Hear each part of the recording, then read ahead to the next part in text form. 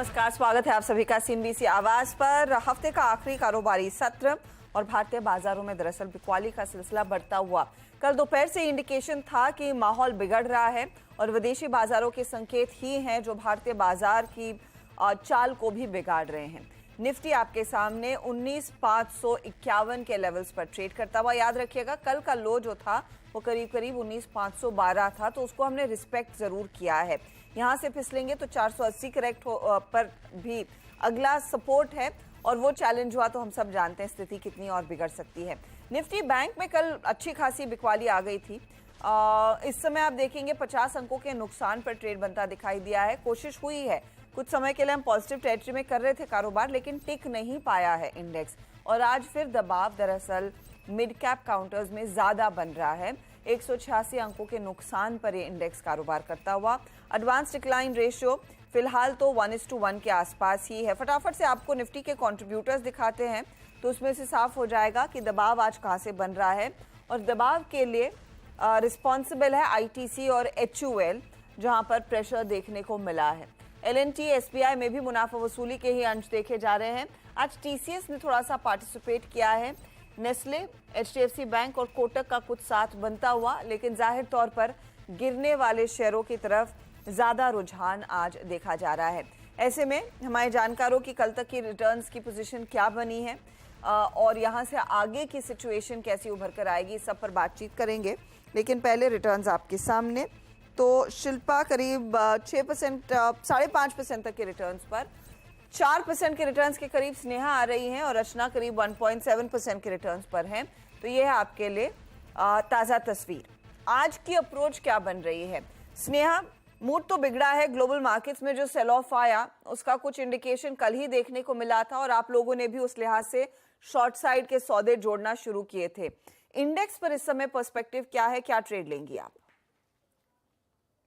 Very good morning Harshita. अगर आप देखें तो ओवरऑल वीकनेस तो जरूर है। हमने जो कल का जो सपोर्ट है अराउंड 19,500 के आसपास चांसेस है कि वो भी रीच हो, क्योंकि आप देखिए 19,600 के कॉल्स में काफी अच्छी राइटिंग आ रही है और लोअर साइड पे इतना कोई खास हमें पुट राइटर्स अग्रेसिवली कुछ राइटिंग करते हुए आज के सेशन में नहीं दिख रहा है। ताकि अगर आप कल के सेशन में देखें तो पिछले सेकेंड हाफ में हमें थोड़ा सा पुट राइटिंग दिखा था, इसीलिए मार्केट ने थोड़ा सपोर्ट लेके एटलीस्ट क्लोजिंग और अग्रेसिवली और शॉर्ट नहीं हुआ।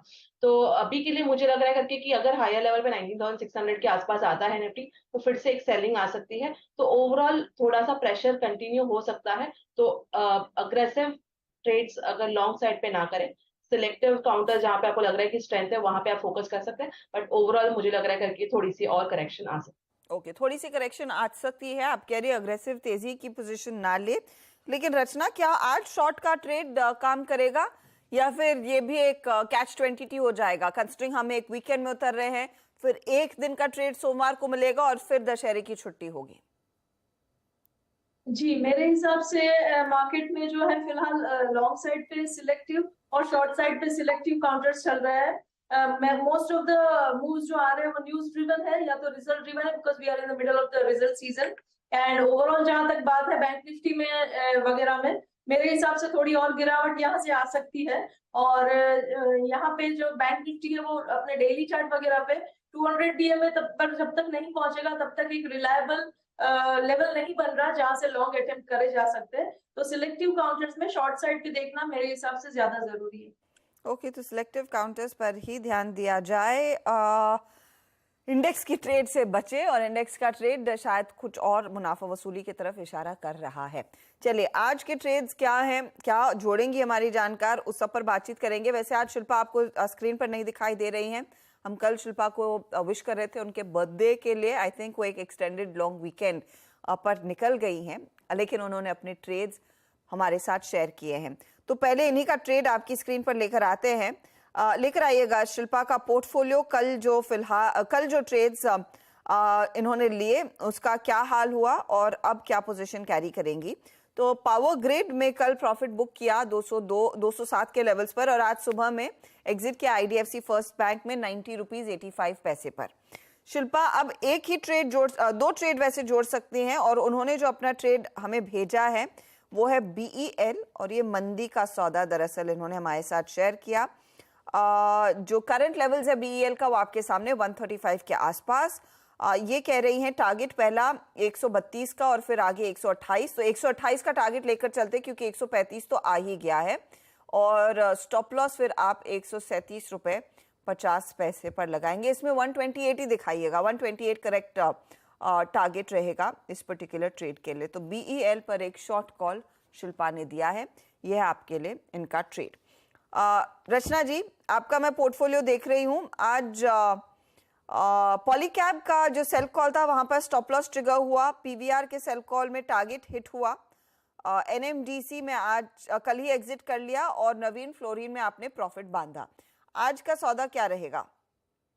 जी, मेरी तरफ से जो पहला कॉल रहेगा आज के लिए वो इंडियन होटल्स में रहेगा and again on short side. And market में जिस हिसाब से माहौल बना हुआ है मेरे हिसाब से यहाँ पे गिरावट और एग्रेवेट होनी चाहिए एंड इम्पोर्टेंट एवरेजेस के नीचे जा रहा है प्राइस एक्शन, तो इसको शॉर्ट करेंगे, ऐसे लगाएंगे 413 पे और डाउन साइड पे मेरे हिसाब से ये काउंटर जो है 395 और उसके बाद 390 की तरफ जाते हुए हमें दिख सकता है। ये गेम के लिए तो है ही ये चीज, but apart from the game आने वाले कुछ दिनों के लिए भी इस काउंटर पे इस हिसाब से नजर रख सकते हैं। ओके, तो आने वाले दिनों में दबाव देखने को मिल सकता है इस काउंटर पे। तो बेसिकली आपने ये शॉर्ट साइड का ट्रेड करना है carry.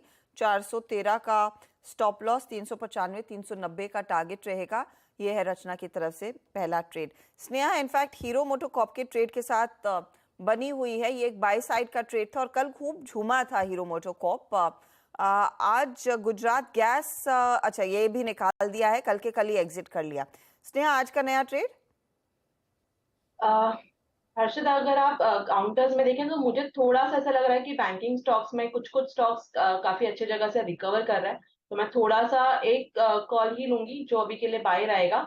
That will be IndusInd bank. अगर आप इंडसइंड बैंक देखें तो एक 52 वीक्स हाई के आसपास ही आ रहा है, मेरा 52 वीक्स के आसपास ही आ रहा है, तो मुझे लग रहा है कि ये सरपास होने की काफी चांसेस है। बिकॉज अगर आप देखें तो बाकी सारे प्राइवेट सेक्टर बैंक्स में ये काउंटर थोड़ा सा अच्छा स्ट्रेंथ दिखा रहा है और यहाँ से अगर थोड़ा सा भी बैंक निफ्टी बाउंस बैक करता है तो मुझे लग रहा है कि ये काउंटर थोड़ा आउट परफॉर्मेंस दिखा सकता है। तो आई वुड रिकमेंड कि आप IndusInd bank with a strict stop loss of today's low, that is around 1443 का एक स्ट्रिक्ट स्टॉप लॉस लगा के इसे बाय करना चाहिए।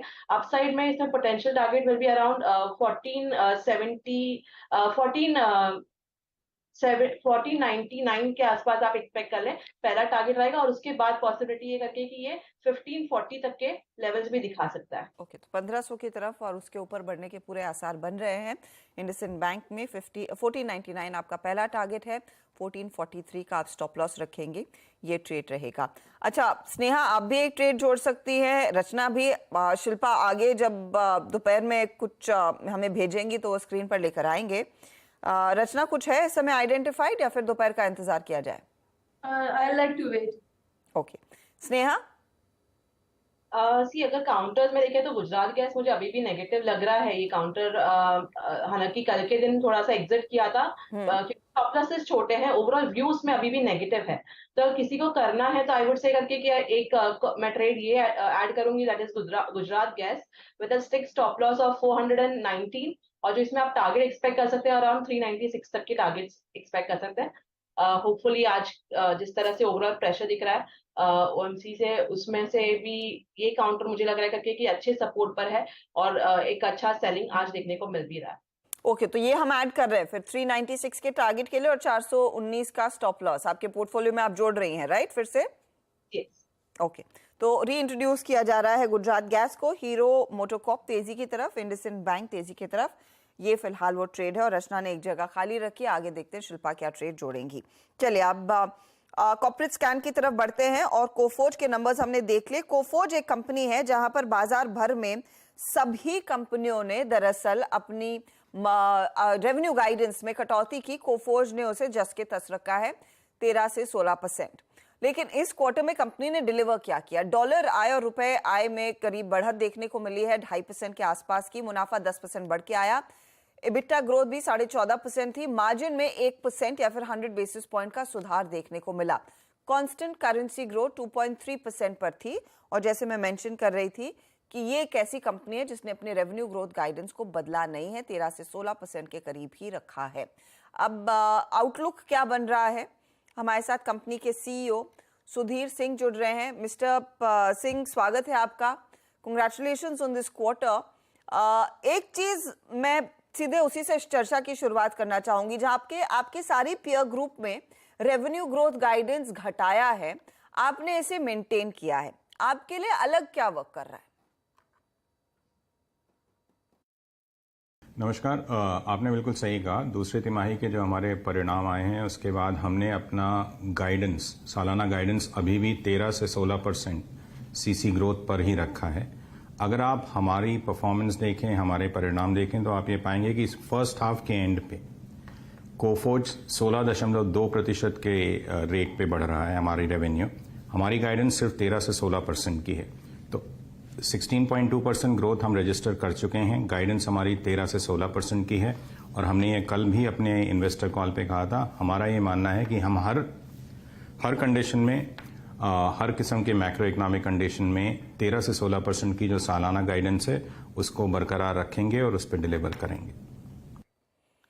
मुझे अगर आप बता सके कि आप लोग क्या अलग कर रहे हैं, क्या ये जो आपने डील विन साइन किए हैं वहां से कॉन्फिडेंस आ रहा है, या फिर आपके लिए एग्जीक्यूशन ज्यादा बेहतर है पीयर्स के मुकाबले, जिसके चलते ये आप इतने कॉन्फिडेंट हैं उस गाइडेंस को मेंटेन करने के लिए, या फिर शायद बेटर भी करने के लिए? देखिए, हम दो काम कर रहे हैं। हमारा ये मानना है कि जहां तक कि डील विंस का सवाल है, हमारी डील विंस की वेलोसिटी, जिस दर पे हम वो डील विन सिक्योर कर रहे हैं, और उनका जो मीडियन साइज है वो बढ़ता जा रहा है, जिसकी वजह से हमें फायदा हुआ है। दूसरी चीज जो इक्वली इंपॉर्टेंट है, डील विंस हर कंपनी आईटी सर्विसेज में करती है। फॉलो अप क्वार्टर्स में रेवेन्यू ग्रोथ होती है कि नहीं, वो दो कंडीशंस पे डिपेंड करती है। पहली, डील विन का साइज।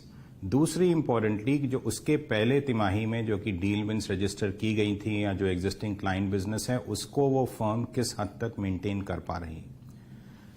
ये एबिलिटी फंडामेंटली डिलीवरी एग्जीक्यूशन पर बेस्ड होती है। हमारा ये मानना है और हमने हमेशा ये कहा है कि कोफोर्ज में when it comes to execution, हम एग्जीक्यूशन बेहतर करते हैं अपने इमीडिएट कॉम्पिटिटर्स से, जिसकी वजह से कि एग्जिस्टिंग बुक ऑफ बिजनेस हम रिटेन करते हैं। और जहां तक डील विन का सवाल है, डील विन की वेलोसिटी हमारी और मीडियन साइज पिछले कई तिमाही के रिजल्ट्स अगर आप देखें तो उसमें बढ़ता जा रहा है। इस क्वार्टर में भी आपने इनफैक्ट एक बड़ी डील हासिल की है, अगर उसका एक अंदाजा दे सकें, और ये किस सेक्टर से है, किस तरह की डील है? जी, 7वां क्वार्टर था जिसमें कि हमने 300 मिलियन से ज्यादा ऑर्डर इनटेक किया है। इस क्वार्टर में हमने 3 लार्ज डील साइन करी हैं। 3 में से एक बैंकिंग सेक्टर से आई है और 2 ट्रैवल के सेक्टर से आए हैं। बैंकिंग सेक्टर की जो हमने लार्ज डील जिसके बारे में हमने कल उल्लेख किया, वो इसलिए इम्पोर्टेंट है क्योंकि एक नए क्लाइंट के साथ है। एग्जिस्टिंग क्लाइंट नहीं था, एग्जिस्टिंग कॉन्ट्रैक्ट नहीं रिन्यू हुआ। हमने एक नया बैंकिंग सेक्टर में पिछले 3 महीने में क्लाइंट खोला है और उस क्लाइंट को एक $20 million US TCB plus contract के साथ खोला है। बाकी जो 2 डील्स हैं वो ट्रैवल सेक्टर से हैं। एक मिडिल ईस्ट के सबसे बड़े कैरियर के साथ है और दूसरी यूरोप के one of the biggest airlines in Europe के साथ हमने क्लोज की। अच्छा, इन डील्स पर प्राइसिंग की सिचुएशन क्या है? क्या किसी तरह का कॉम्प्रोमाइज करना पड़ा है? कुछ प्राइसिंग पर दबाव है? हमारा एक्सपीरियंस उसी किस्म का है जिसका कि आपने उल्लेख किया, जो कि आप दूसरे हमारे सेक्टर के पार्टिसिपेंट से सुन रहे हैं। डिसीजन मेकिंग में डिले है, लेकिन डिसीजन मेकिंग में डिले अब पिछले कई क्वार्टर से चल रहा है, तो वो डिले एक तरह से नॉर्मलाइज हो चुका है। जो 3 डील हमने इस क्वार्टर में साइन करी, उनमें से 2 हमारा मानना था कि हमें 2 क्वार्टर पहले साइन करनी थी। तो डिसीजन मेकिंग डिले अब नॉर्मलाइज हो चुका है और कंटिन्यू कर रहा है। आगे का मैक्रो का भी जहां तक सवाल है, जैसे मैंने पहले कहा, हमारा ये मानना है कि मैक्रो टफ हैं और टफ रहेंगे। चूंकि मैक्रो टफ हैं, प्राइसिंग प्रेशर भी फिलहाल बरकरार है और अगले 2-3 क्वार्टर तक हम ये मानते हैं कि वो रहेगा। इन स्पेसिफिक डील्स का जो सवाल है, इन डील्स में हमने कोई सिग्निफिकेंट डिस्काउंट नहीं दिया है, जिसके की चलते अगर आप लास्ट क्वार्टर का रिजल्ट देखें, Q2 का, हमारी मार्जिन 160 बिप्स सीक्वेंशियली बढ़ी हैं। Q3 में भी, जिस क्वार्टर में अब हम आ चुके हैं, हमारा ये मानना है कि तकरीबन 100 बिप्स और एक्सपेंशन होगा हमारे मार्जिन्स में। सो प्राइसिंग प्रेशर है, डेफिनेटली है, लेकिन कॉस्ट लीवर्स उस प्राइसिंग प्रेशर को नेगेट कर रहे हैं और कुछ हद तक नेगेट से ज्यादा भी कर रहे हैं, जिसकी वजह से कि मार्जिन्स बढ़ रही हैं हमारी। तो यहां से आगे मार्जिन ट्रैजेक्टरी क्या रहेगी सुधीर जी? देखिए, हमारा मानना है कि मार्जिन ट्रैजेक्टरी यहां से सिग्निफिकेंटली बढ़ेगी। H2 की मार्जिन H1 के मुकाबले काफी ज्यादा बढ़ोतरी हम देख रहे हैं, Q3 ओवर Q2, और Q2 में जैसे मैंने उल्लेख किया, Q2 Q1 से 160 बिप्स हायर था। Q3 कल हमने इन्वेस्टर कॉल में बात करी, Q3 में भी हमारा मानना है कि Q2 के ऊपर करीब 100 बिप्स या उससे ज्यादा मार्जिन में इंक्रीज होगा, और Q4 फिर हम इंक्रीज देख रहे हैं। तो मार्जिन की स्टोरी, कॉस्ट के जो एलिमेंट्स हैं, उस फ्रंट पे हम काफी आश्वस्त हैं कि मार्जिन्स इंप्रूव करती रहेंगी इस क्वार्टर के एंड तक, अगले 2 क्वार्टर भी। बहुत बहुत शुक्रिया आप सुधीर जी हमारे लिए समय निकालने के लिए और अपनी राय देने के लिए। यहाँ से आगे के आउटलुक पर तो मार्जिन्स में इंप्रूवमेंट की उम्मीद और ऑफ कोर्स डील विंस का पूरा फायदा दरअसल कंपनी के हाथ लग रहा है, लेकिन हाँ, डिसीजन मेकिंग में डीलेज, प्राइसिंग का दबाव अब भी कायम है। लेंगे एक ब्रेक के बाद देखते हैं हमारे जानकारों ने जो ट्रेड्स जोड़े हैं उसका कितना फायदा इनके पोर्टफोलियो में मिल रहा है।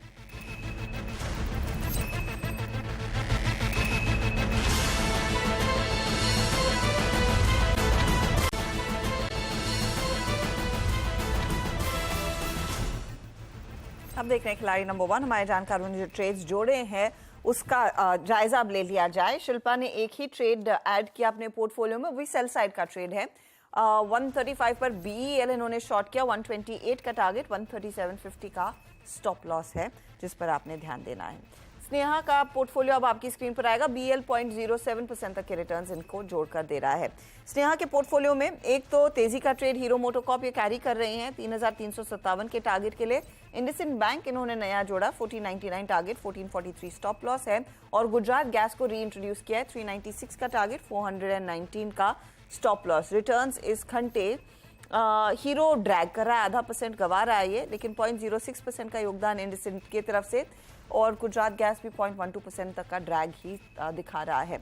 अब आते हैं रचना के पोर्टफोलियो पर, और रचना के केस में इंडियन होटल्स इन्होंने जोड़ा, एक जगह खाली रखी है, 395 टारगेट है, शॉर्ट साइड का ट्रेड, 413 का स्टॉप लॉस। रिटर्न्स बन रहे नहीं, यहाँ पर थोड़ा 0.21% का प्रेशर देखने को मिल रहा है। अब देखते हैं यहाँ से आगे की सिचुएशन क्या बनेगी। रिटर्न्स के लिहाज से शिल्पा लीड कर रही है 5.62% के रिटर्न्स के साथ, अब 2.91% के रिटर्न्स है स्नेहा के, और रचना के रिटर्न्स हो चुके हैं 1.95% के। ये है आपके लिए ताज़ा तस्वीर खिलाड़ी नंबर 1 की। कोई भी बदलाव होगा तो उसकी इन्फॉर्मेशन हम आपके लिए लेकर आएंगे चैनल पर और साथ ही हमारे सोशल मीडिया हैंडल्स पर। और ऑफ कोर्स इस हफ्ते के खिलाड़ी नंबर 1 से अब हम 3:20 पर मार्केट ठीक बंद होने से पहले बातचीत करेंगे। ऑल द बेस्ट आप सभी को, और शुक्रिया हमारे लिए समय निकालने के लिए इस पूरे हफ्ते। चलिए लेंगे एक ब्रेक के बाद पूरा ध्यान कमोडिटी मार्केट के एक्शन पर।